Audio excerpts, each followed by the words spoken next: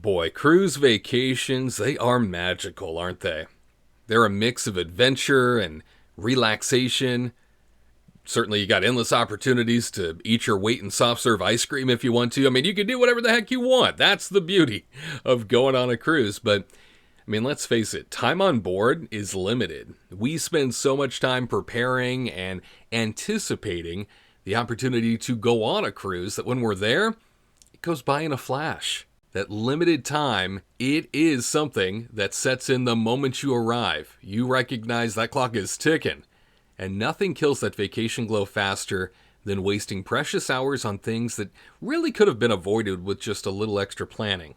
So before you find yourself saying, where did all the time go on that last day of the cruise? I'd say let's break down the top time wasters every cruiser should steer clear of. I'm the solo cruiser, Wade Heath, and if this list helps you out, I'd say go ahead, make sure you are subscribed to this channel, make sure you have hit that like button, and let's keep in touch.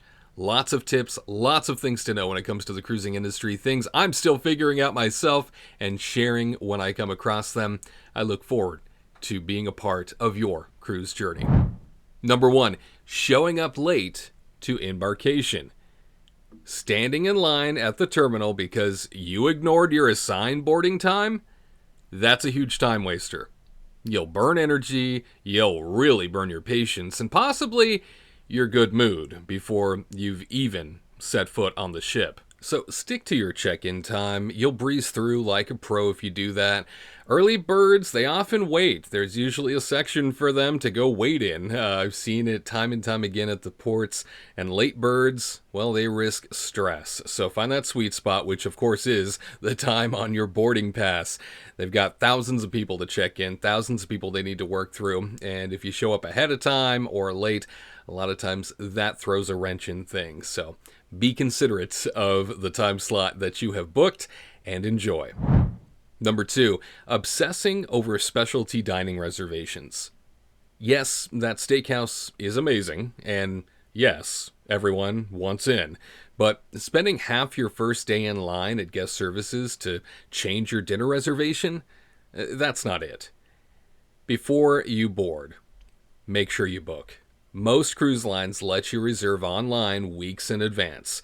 Save your first day for exploring the ship, not refreshing your reservation app like it's concert tickets. That is no way to spend your time. Unless, of course, you're on a celebrity cruise, you booked a package of multiple nights, and then, they just don't give you any other choice. You have to book once you get on board, so I get that. But most lines, they allow you to book well in advance, so take advantage of it. And save that embarkation day for what really matters, and that is all the new fun. Number 3, waiting until the last minute for shore excursions.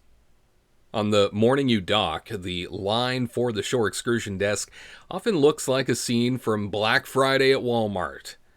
By then, the best excursions are sold out, and you'll spend your port day scrambling instead of sightseeing. So book excursions ahead of time, or plan a do-it-yourself adventure.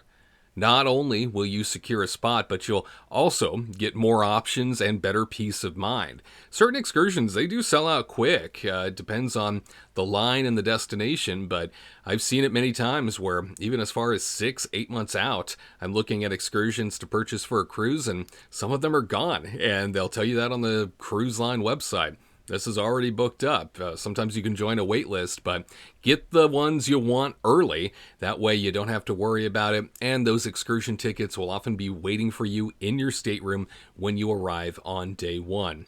Now, that's not to say that occasionally shore excursions don't get canceled, because they do. And it has happened to me even recently, where all of the shore excursions that I had booked for a particular cruise, they just kept canceling them, and it was had no fault of the cruise line. It was the operators on land. Each destination we went to, it just kept happening to me, and so it's something that unfortunately is a reality. Of course, you get the refund back as to what you paid, so there's that. But as far as my plans for the day at that particular destination, I had to make do. I had to figure out some other things to do in a very quick manner because those shore excursions were just gone. And I found out when I went to get in line for the sake of leaving the ship. The shore excursions team saw that and they said, oh, unfortunately, this has been canceled last minute. The people on land that run it were not able to accommodate, or they had, a million excuses as to why that kept happening. But I've never had a cruise where every shore excursion was canceled that I happened to book. Everybody else was getting off the ship and enjoying themselves. But it does occur, and that's something that you should be aware of. So make sure the best laid plans are there at least, and that way you don't have to worry, you don't have to stress up until the point when, they ultimately cancel. Next up, endless elevator hunts. Nothing says vacation patience test like waiting 10 minutes for a packed elevator, only to realize you could have walked up 2 flights and, well, been there already. If you're able, take the stairs for short distances. It's faster, usually less crowded, and hey, it helps balance out those midnight pizza runs, really. When you think about it, it's super helpful, keeping you in shape, keeping you feeling good. I always go out of my way to take the stairs when I'm on a cruise, and sometimes I have to stop and rest a little bit if I'm hiking up 10 flights of stairs to get to the top deck or something like that, because it does get exhausting after a while. But I do it specifically because I know I'm probably going to be overeating, because it's a cruise and there's great food everywhere, and so I'm packing on the calories left and right, and so I kind of push myself to take the stairs. The other thing is, usually when you get into an elevator and it's packed, I try and hold my breath just for the sake of everybody's breathing that same air in a really confined space. And I know we're in a post-COVID world now, but I can't help but think about, how much more am I exposed to the potential that someone's carrying a virus or somebody is sick potentially around me and I don't know it. You put yourself in those situations in these tiny elevators. So in a staircase situation, you almost always have it to yourself because very few people are taking those staircases unless it's embarkation day or something like that. But I always encourage, take the stairs if you are able. If you have to wait for those elevators, if you're in a situation where mobility is an issue, I completely understand. Just keep in mind that you're probably going to have to end up waiting a couple extra minutes because the elevators, no matter how efficient they say they are, they always end up making you wait a little bit longer. Number 5, falling for the guest services marathon. Sure, guest services is like the solution center on every ship, right? I almost feel bad for them because I feel like they're always getting yelled at. But do you really want to spend an hour of your vacation standing in line to ask a question that's already in the app, or maybe it's already in your daily planner? Download the Cruise Lines app. This is what I share with folks who are new to cruising. 10 times out of 10, the Cruise Line app has the answer you're looking for. Or check the cabin TV channel for answers. Sometimes you'll see it on the one of 10 different channels that the Cruise Line has to try and go over all the FAQs. Save the desk for actual problems, like when your key card suddenly decides that it's retired, for example. That has happened to me, where suddenly I wasn't able to access my own door. So I had to go stand in that line for guest services. Now, if it's something that can wait, and it's something that you think, you know what, I can go at any time, go at 6 o'clock in the morning. I know I'm asking you to get up early. You go at 6 o'clock in the morning, there's really never a line at guest services, and there's always somebody there 24/7. So either call in the middle of the night or get up extra early and head to guest services. So that way, during the middle of the day, you're not having to wait in long lines of people who all have different priorities and different issues and different things that they need. And I've never seen a guest service desk that can really accommodate a ship size. Ever, no matter what the line is, no matter how great they say they are at service. Every guest service desk seems to be just about the same size. Handful of people that are responsible for guest services, handful of people at a desk, that's it. So something to keep in mind as you approach any of your guest service desks in the future. Don't worry about the simple stuff. You can often find it in the app, so go there. Number 6, getting lost without a plan. Cruise ships are really like floating cities nowadays. Some of these ships are gargantuan in size, and it's easy to lose half a day wandering in circles while muttering, "Wasn't the buffet this way? I thought it was over there. What's going on?" Look, take 20 minutes on embarkation day to explore. Snap some photos of maps near the elevators, or use the ship's app as a GPS. Future you will thank you when you find the ice cream machine on the first try. I can't tell you how many times I've been on a ship, and even I, after a couple of days, will still take the wrong turn every time to go to a particular location, just because, and it usually happens in the corridors of the staterooms, because I feel like, it always looks exactly the same in either direction, and so it kind of throws me for a loop a little bit. One thing I've done in different cruise situations is I go to kind of like a general ledger of signage that has everything that's important on the ship. Sometimes you'll see this when you first embark. Sometimes you'll see this in different corridors where the pool deck and the buffet and the restaurants, like the things that people are looking for the most, it'll kind of give you just a general breakdown of where those things are. What I do is I take a picture of that sign and I make it my wallpaper on my phone. So it's the thing that I look at whenever I lift up my phone and my phone becomes illuminated. So that way I know exactly where I'm going at any given time. It's super helpful. And you don't have to wait until day 6 at that point where you're finally getting the hang of things. You can just reference your phone each time and you're good to go. Number 7, over planning every minute. It's tempting to schedule your vacation down to the second, I know. Morning yoga, trivia, art auction, bingo, wine tasting, dance classes, a show. Look, by day 2, you're exhausted, and you're wondering why this feels like work. Choose your must-do activities, but leave plenty of wiggle room. I say, especially for naps. Sea days are all about the naps. I love myself some naps on sea days. Those sea views on top of it, extra special. Spontaneous fun like that conga line in the atrium. You can't plan that out, can you? Sometimes it just happens. You gotta jump in the conga.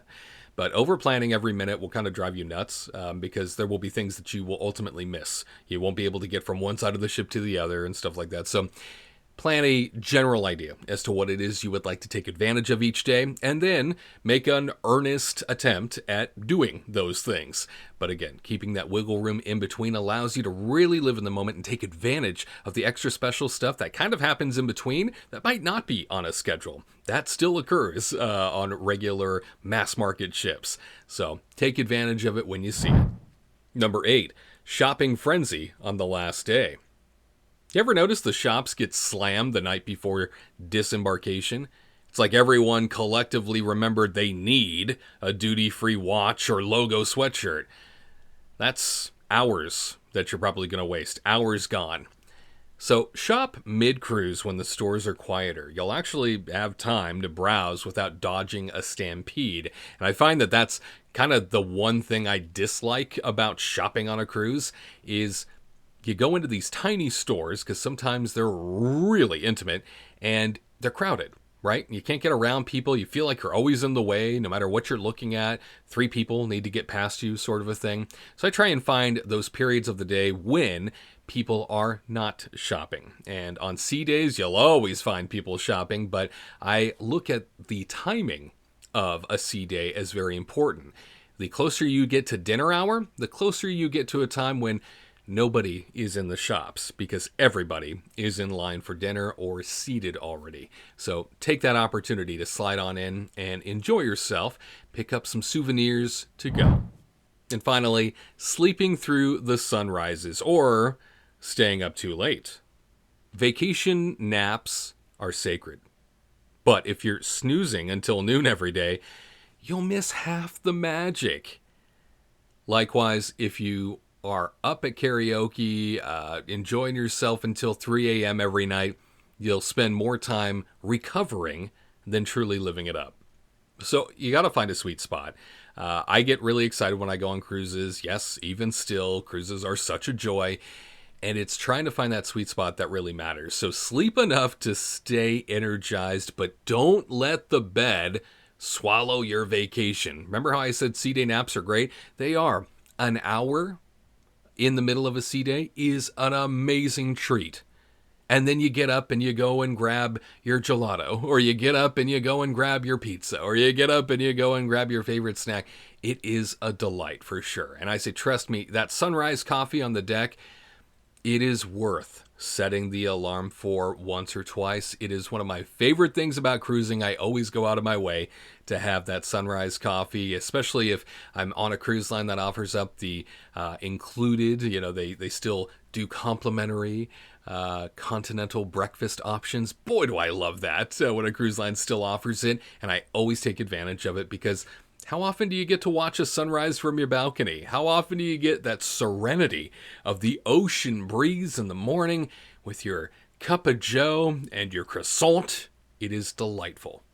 Look, your time on board is more valuable than the all-you-can-eat lobster buffet for any cruise line that might still have one. I know it's been a long time since we've seen those, but avoid these common time wasters and you'll free yourself up for the good stuff, whether that's lounging by the pool or exploring ports or eating yet another slice of the late-night pizza just because you can. Do you have ways in which you protect your time on a cruise? Do you go out of your way to ensure that ultra planning has occurred prior to stepping on board a cruise ship? I'd love to hear what is on your list. Drop it down in those comments, and we'll make sure to get back in touch with you. And speaking of great cruising, spending your time wisely, I think one of the best cruise lines going right now happens to be Virgin Voyages, and I want to break down for you exactly why. If you're interested in hearing about it, check out that video on the right, or for some additional cruise tips or other voyages that I've been on, check out that video on the left. We'll see you next time on the Solo Cruiser.